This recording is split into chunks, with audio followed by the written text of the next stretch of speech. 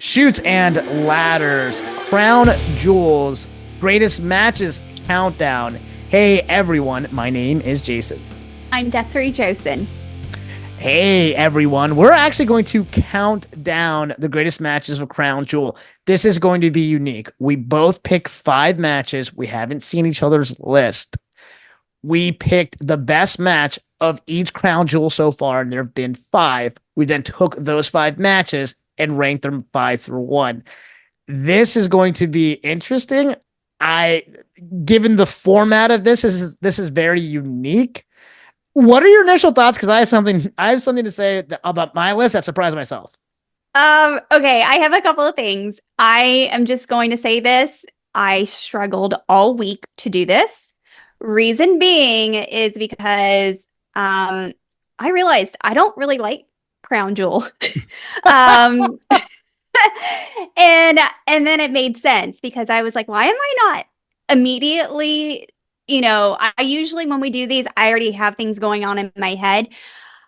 Um, yeah, I'm gonna say it. I'm not a big fan. And there have been really great matches, but I think it's because there were some years where I felt like they fell flat and there were some years where they went really great. So I think that's because we had to pick one from each year. And there is one person on my list that I didn't realize is on almost every match that I've listed. So we might have the same ones. That's and I have the feeling it's the same one. And I swear to you, again, we always say this to the audience. We did not see each other's list. So one thing is, here's the deal. I like Seth Rollins. I actually do. He's not one of my favorites though, by no means. I realize he's now Mr. Crown Jewel when of me looking back at my list, which I did not expect at all. 100% because right before we logged in to do this, I was like, let me just look at my list one more time to make sure it's the right order. And I counted and I was like, this doesn't look right. I need a little bit more variety. He's on the entire thing. And I'm like, you know what? And then I was rewatching some matches last night of his of from Crown Jewel just to make sure. I was like, actually, I think I might be a fan because I always said I was, but I wasn't like the biggest one. I might be a fan and not realize it. Yeah, I will have to say that too. But I will say, and maybe he just shines at this event, or Yeah, maybe they wrote him that way. Either way, yeah, he's on it my list. worked. Yeah, way more than I expected. So let's get into it. So number 5, who do you have? Okay, so number 5, I ranked it on, and this is how I interpreted it, was I based it on the event itself and then the actual match. So Fair enough. my number 5 was the first 2018 because surprisingly, those matches that they pumped up were not there. Um, and this one, I struggled with this one, and I picked Seth versus Dolph Ziggler in the semifinal match for the World Cup. I swear to you, my mouth just dropped. I didn't think you were gonna do that. Yeah, I did too, and I was very surprised by this. But okay, but here's the funny thing.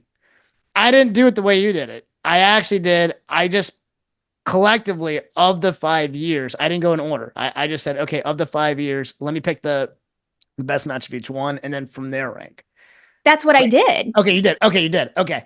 I picked Rollins versus Ziggler. This is actually a very fun match. What's funny is these guys actually they share very similar skill sets. Hmm. I gotta be honest, and now looking back at it, they misused Dolph. I think he's a great in talent. And that's one thing that I'm kind of glad that we did this because it made me go back and rewatch some things. And I completely forgot about Dolph. And he was such a great worker and he put a lot of people over. And yeah, I he was in a lot of main events during that time. And I was like, what happened? Where did we drop the ball? Yeah, I'm with you, and I know he won the title twice. They gave him a title run where he beat Del Rio from cashing in, and then Del Rio It beat just him didn't work back. out. Yeah, I wasn't a big fan, but yeah, listen, this was actually a very fun match. I actually had to read reports previously. I did use Bleacher Report, and they gave Hmm. this match an A. All the matches I've actually listed, they actually all gave A's. It kind of irked me to kind of rehash him, and that's how I came up with this list. But that's funny. We both had number 5, but I did not expect that we would have number 5 the same. And I know. And that's the funny thing is for 2018, I immediately, when I thought of it, I was like, oh, it's going to be Shawn Michaels, Triple H, and Kane and Undertaker because I am nostalgic and annoying like that. I rewatched it. Oh, It was that bad. one hurt. It hurt. It was sloppy. Yeah, it was very sloppy. And what's funny, it's funny you mentioned that because we both kind of talked about this off camera when we kind of rehashed everything.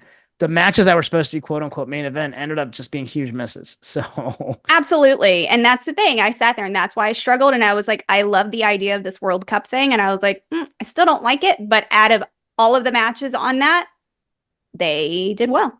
So sounds good. All right, let's do number 4. I honestly, if I'm gonna put a 1% chance that we had the same. I don't think we do, but who's your number 4? okay. So my number 4, and again, I based it off of the PLE altogether, was 2019. I did Rollins versus Wyatt. Okay, fair enough. For the Universal Championship. Okay, love that match. That was historic. Spoiler alert, that's actually on my list.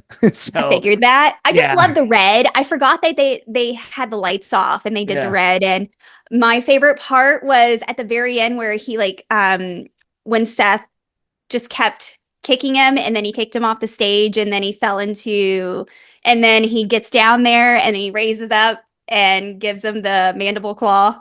I love that. So that was great. There were a lot of great spots in that match. All right, I have a feeling now you're going to be really shocked at my number 4, but I was kind of going back and forth.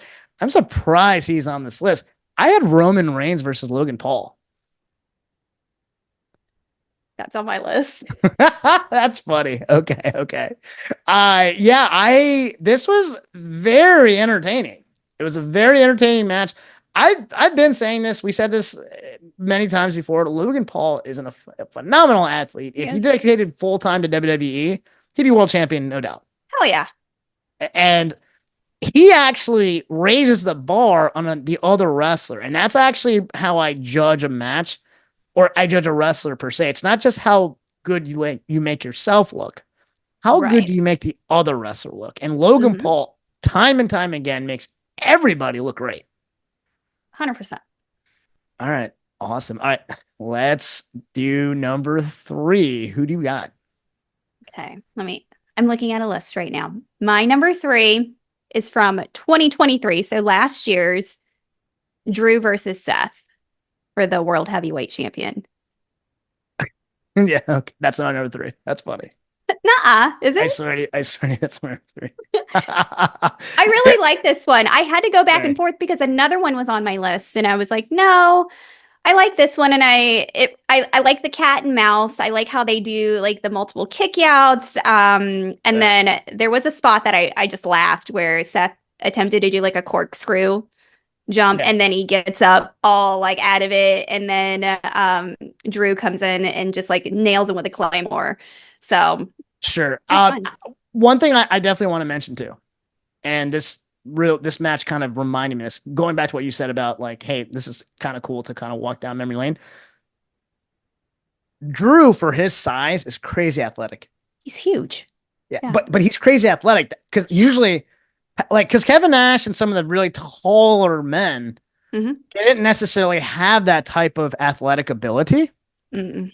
But Drew does. I mean, even his kip up and everything like that. And so that's why he's very flexible as far as going against some of these younger, smaller guys and not having any issues whatsoever. And that's what I kept noticing too, because I forgot that Drew would walk out with a couple of people and, just it was before he was really being pushed. And I always forget how big he is. And especially compared to Seth. Seth's not a small guy by any means, but he's smaller and they just work. You hit it. Drew is huge. And then I forgot about the whole Damian trying to cash in and then Sammy stops him. So that was a fun thing. No, for sure. And that was, to me, that was kind of like, I kind of rolled my eyes at that. But yeah. But overall, great match. Okay, number 2. If we have this as the same, that would be very shocking. but Yeah. good. My number 2 is from 2022, which is the Roman versus Logan Paul Okay, match. fair enough. Yeah. Fair enough. Okay, yeah. Obviously, yeah, a lot of cool spots in that match. What did you like in particular? I forgot about the Usos interference, and then with Solo coming out, and then Jake Paul. It's just fun to go back and rewatch these. And what I love is, like you said, it's Logan just being a freak of nature. And usually with us wrestling fans, we don't like people who just walk on in and try to be a wrestler. But this one, like Logan just really engulfs himself and respects the business. And I really like him. And if he was a full timer, I think he would excel in this. He makes such a great heel. But I loved how he would do like the Superman punch with Roman and use it against him. And it was great. It was a good show. Nice. Okay, awesome. All right, my number two. I was very close to putting this number one, but wow, did these women bring it? Becky Lynch, Bianca Belair, and Sasha Banks. This was Yeah. incredible. One of the best matches I've ever seen. Mhm. They brought it the entire time. One of the coolest parts about any type of triple threat is the fact that it's nonstop action and there's nonstop storylines within the actual match because one, you have to beat both, which is almost impossible. So, and you could lose without getting pinned. So that's such a cool thing. And like, we constantly say this, but it just holds up. These women are so athletic. So there's so many cool spots that they do. And I just thought from beginning to finish, this was just a 5-star match. Their chemistry together in the ring was impeccable. I Yeah. loved it. All right. Wait, so was that your number one or do you have another one? Nope. Okay. What is your They're number one? they're on my honorable mention. Okay. What's your number one? Okay. Now, I know I said previously in the beginning there were some straight up crown jewels that I didn't like. My favorite one is from 2021, just because that I felt like that entire card was stacked. And that's where I kept coming to pick all of my top fives. But my number one is Edge versus Rollins, Hell in a Cell. Okay. I loved it. I love a cage match. In my head, when I say a cage match, I think of Vega from Street Fighter, and I want to crawl and then jump. And they had such great spots. I love watching Edge and Seth being just like a high flyer. They're just crazy, getting hit in the eye with a chair, and it's just so much fun to watch. Yeah, absolutely. And I will say that was actually on my honorable mentions. The Hell in a Cell matches are not easy to do at all. So the fact that they were able to do it is very, very impressive.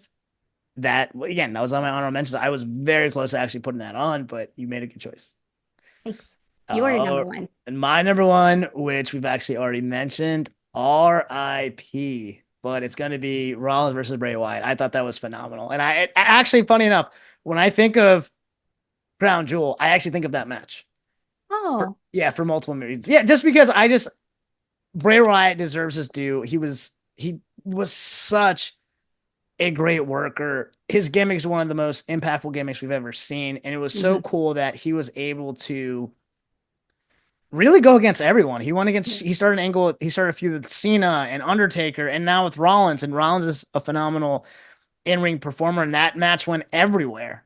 So I just thought it was great. I was so glad that he was able to kind of go over and win the title. But yeah, that's my number one. And again, when I think of this event, that's like one of the matches that I just really stands out to me. So I love that.